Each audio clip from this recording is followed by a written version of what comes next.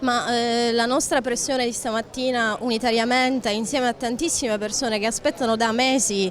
l'arrivo delle risorse,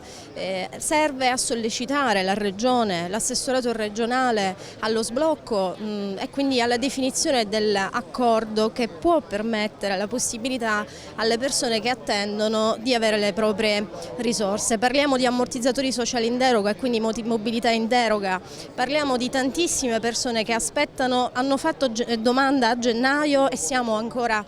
in agosto e ancora l'accordo non è stato sottoscritto.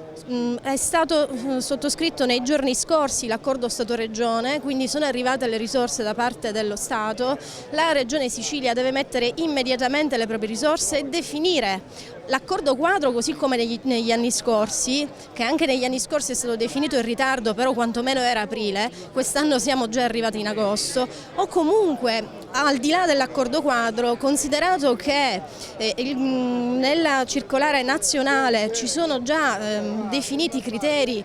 definitivi, quindi stringenti, potrebbe benissimo l'assessorato regionale mandare delle disposizioni di indicazione agli uffici del lavoro per poter sbloccare e quindi far lavorare le pratiche e metterle in pagamento.